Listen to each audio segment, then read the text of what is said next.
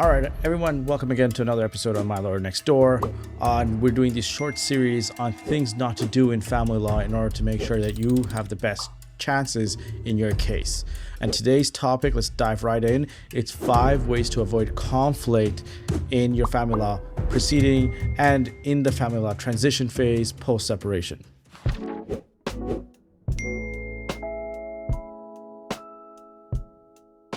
So as experienced family law lawyers, we always take certain positions constantly. And, courts will see right through people. A lot of fathers or mothers think they're very, very smart and they're going to game the system. But we've seen hundreds of these instances and judges have seen thousands of it. So we kind of know where to cut the bull from. And so what we always say is, whenever you're doing anything or whenever we are advising our clients, we always focus on the child's best interest.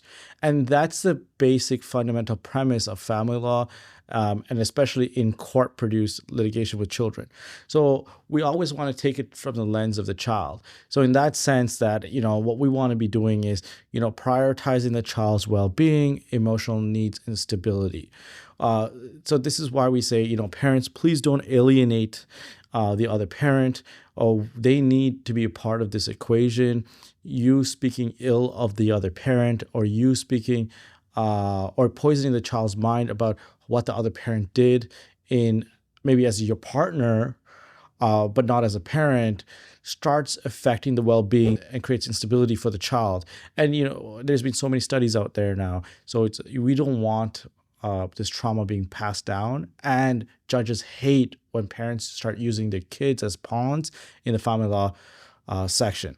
This is really a battle between two adults. Let it be a battle between two adults. Also, consider the child's preferences. Don't force things onto the child. And this would depend on the child's age and their developmental stage. So usually younger females are seem to be a lot more mature than younger men, boys in this instance. So what we want to do is, who does it? We always want to ask, who does a child really want to spend most of their time with? Who are they most comfortable? Who has the time to give in their new environment? In what circumstances with mom or dad where their base life remains the same? We want to minimize change for the children. So these are also other preference things that we have to talk about when we're talking about the child's best interest. We always want to make decisions for the child that are in hope of providing a safe, nurturing, consistent environment. So, if you're both splitting up and one person's going to the other side of town or to another province, or because of the loss of dual income, they have to take on more shifts.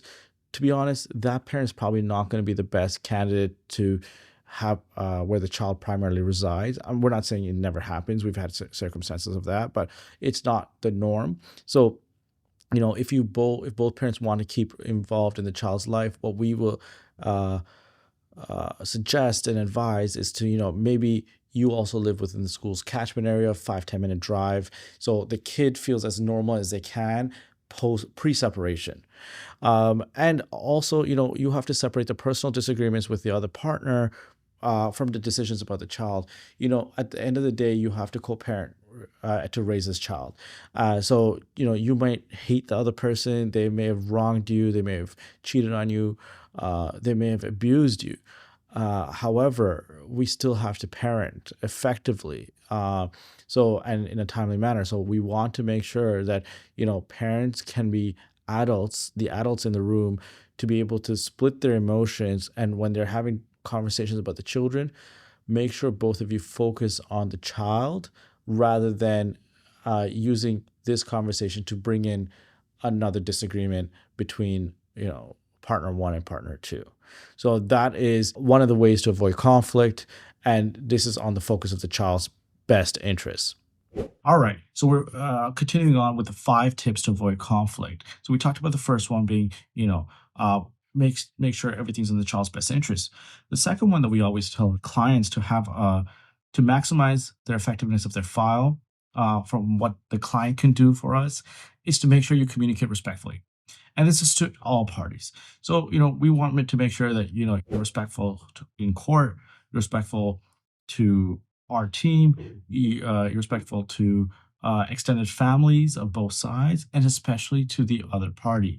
We understand that this has been a serious and emotional experience for the parties, and that's why they've ended up separating. However, at no point does it give right to yell or to assign blame, or to be vindictive in this process, because doing those things only heightens the emotions within the file in this action, and then it becomes a lot more harder to work with all parties involved. So what we want to say is, use polite language, maintain your tone, and some people may all naturally have a more aggressive turn. So we say, hey, maybe tone it down or be softer with your tone, even when disagreeing. And that's a critical point, that you're going to have moments during this, family proceeding where it's going to get stressful. It's going to get, you're going to feel angry. You're going to feel sad. You go through the entire litany of emotions in a family law file.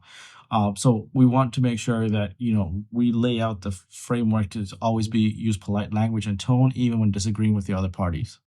Um, be an active listener to the other partner.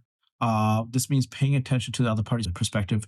They're not always wrong. They're not always coming with bad intentions. It may seem like that at this point, but try and to understand where their concerns are coming from, why there may be a fresh perspective. There may be something for us to gain from that. So we always tell people, active listening, which means paying attention to the other party's perspective and trying to understand where they're coming from. Then the big one is avoid the blame game. We don't want you to start accusing or blaming other people, other circumstances for what the situation is. It takes two to go.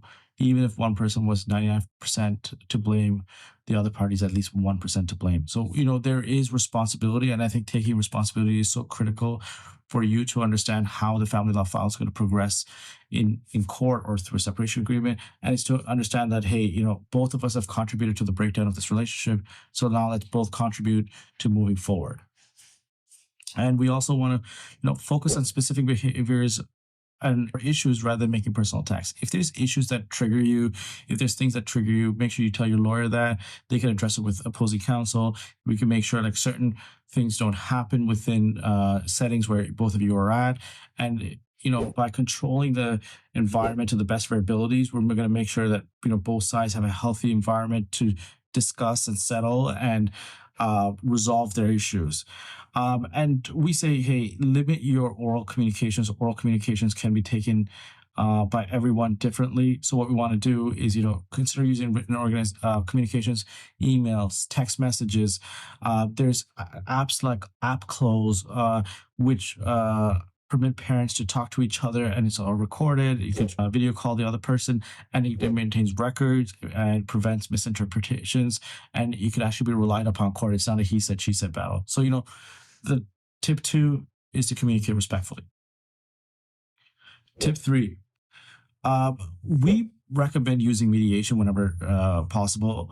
There could be 10 issues in a family law file that you're having. It could be child support, spousal support, equalization. What are we doing with the mat home? Where the kids going to live? Who's making decisions for the kids? What about travel? Is there special needs?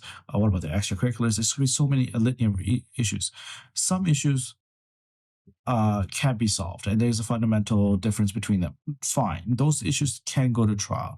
However, for everything else, try and resolve it, because the more you work towards resolution, the issues that you think cannot be resolved surprisingly resolve themselves, or the temperature comes down and everyone's more willing to make a deal. So, we say is use mediation, use alternative dispute resolution methods in order for you to be able to move your file effectively. If you're a legal aid client, mediation is included. All the courts in the GTA provide complimentary in-court mediation. So let's take advantage of these resources rather than paying a mediator to potentially seek some sort of resolution. Tip four, don't use children as messengers. Children are not to go spy on the other partner when they're spending time with that parent. They're not there to take sides in your disputes. Um, Make sure the kids understand that they are not part of adult one and adult two's problems. They are probably the beacon of light, the beacon of happiness for either parent. So don't poison them. Uh, you know, avoid asking children to relay messages or communications. Don't argue in front of of the kids, especially with these issues. Make sure if you are going to have prolonged conversations or heated conversations that the children are not even in the house. Children have a great way of listening and hearing, even if you think they're not listening. So make sure avoid the children understanding more and more of the problem. And and for us, we tell our clients, protect your children from emotional burdens, and making sure there's like divided loyalties. Like, you don't want the kids to get into that. And if you have something to say to the other side, communicate directly with the other parent in a written context. Tip five, and I think this is very important: stay flexible. You have to be flexible in this process. Your life, what it was pre-separation and post-separation, will not be the same. You will not have the same amount of freedom. You will not have the same amount of opportunities. You will not have the same amount of time. And everyone's trying to learn what this new normal is. So, since everyone's trying to learn this new normal, it's going to go through an evolutionary phase. So, be willing to adjust schedules and arrangements as needed. Recognize that children's needs and circumstances change over time. Show a willingness to compromise and cooperate. The more you do that, the more reasonable the other party should be getting. Plus, courts really appreciate that one party is going above and beyond what they have to do. And, judges recognize that. So in a 50-50 decision, they'll look to see who the more reasonable parent is. So always be the bigger person. And also, uh, doing a favor by being flexible to the other parent, uh, it creates a positive co-parenting relationship and reduces stress. Like, understand, like, the just because the child turns 18 doesn't mean child support's over or you're done parenting. If they go into post-secondary, there could be more child support or child care needs involved.